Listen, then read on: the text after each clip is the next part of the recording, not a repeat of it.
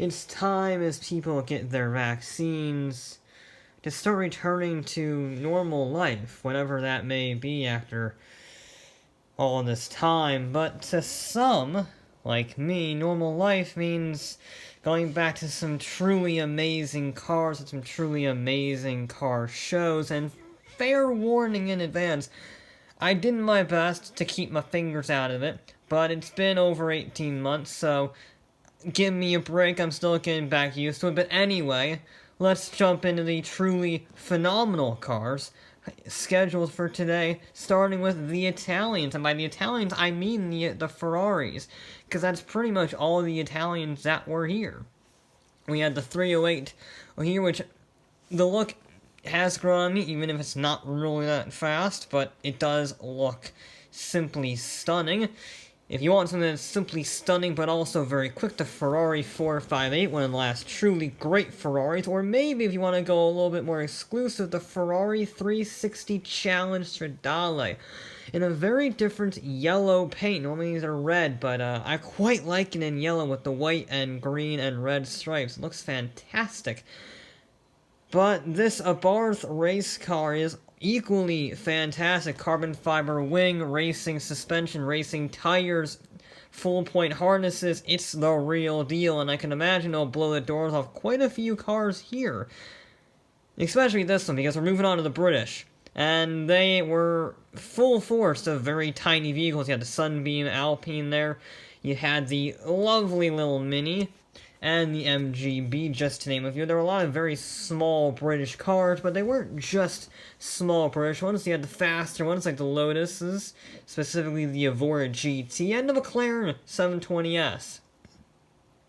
Because, when in doubt, go McLaren out. It's a great-looking car in dark gray, I must admit. I've only seen the brighter colors, but it looks pretty good in the dark gray. And it was not the only McLaren there, although it was a bit outshined by the R8 because it's a 570S base model versus a V10 R8. The V10's gonna win all the time, which neatly segues me into the Germans and Porsches.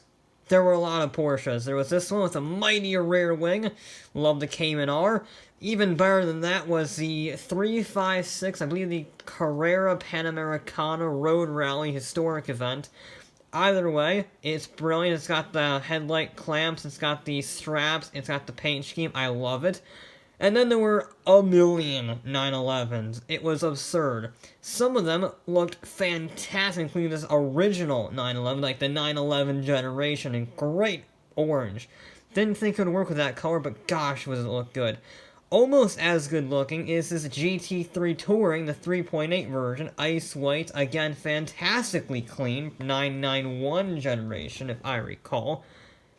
However, you do have some familiar sightings, and as much as I love the rally car that I've seen every year, except 2020 obviously, it's great to see, but that was not the only German cars there, with the Mercedes AMG, or the tasteful yet underappreciated BMW Z3M Coupe. Little shooting brake car there, rear-wheel drive, lovely stuff, very underrated. The E28 M5 might be a 5 Series, not 100% sure because it's got an LS swap in it, so you'd have to look at the VIN number, but they debadged the whole thing, so you're not 100% sure. But strangely, it was Volkswagen that had the best cars, whether it be this epic rallycross Golf GTI, that again could probably blow the doors off of most of these cars here. Perfect little rallycross car from Dirtfish, brilliant thing. But this might almost be the best in show because it's a Scirocco, right? But it's got an electric motor at the front, so it's already electric swap. I've been seeing these more and more, but more importantly, it's got an electric motor at the front and a gasoline motor at the back powering the rear wheels. I don't know the crazy complex engineering it takes to go from a front-wheel drive front engine to a all-wheel drive rear-engined hybrid, but it's amazing. I love it just for the engineering and the quirkiness of it. I hope to see it more often. It is a brilliant machine. He probably did this in quarantine when he had some time, but not a bad use of it.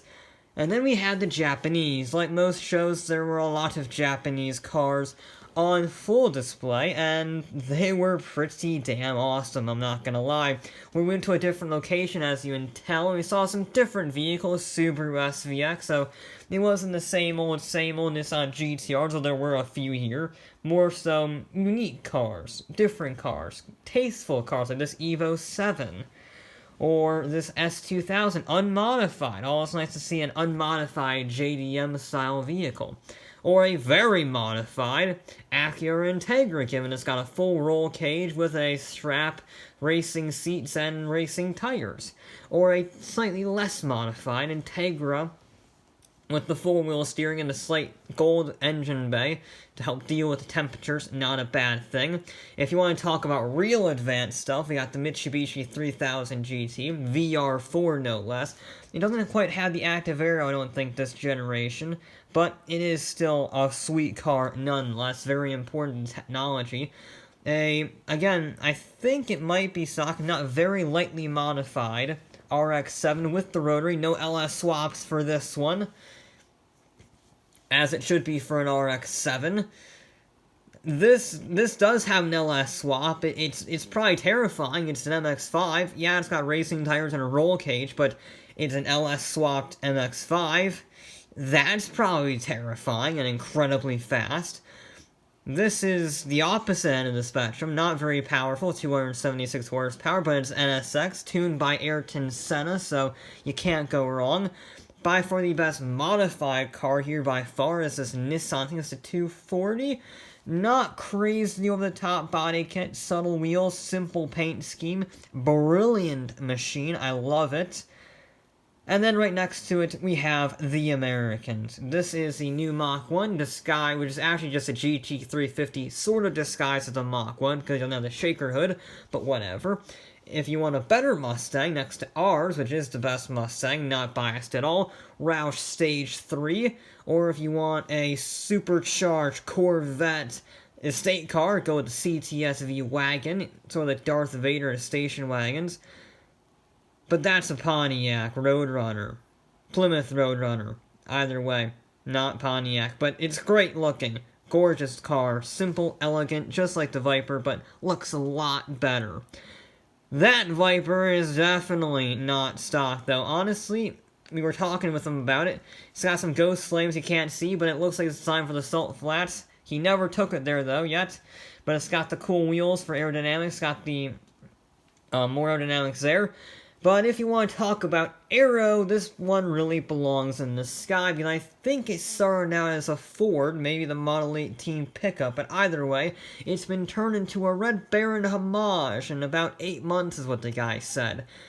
It's awesome. It's got machine guns, it's got the Kaiser symbol, it's taken down a lot of British enemies, it's amazing attention to detail. One of my favorite cars here by far. We'll get to my favorite later on in just a second, but it definitely deserves a mention, and so does this thing. It's one of those go-karts with an engine strapped to it, and a massive rear wing just for good measure.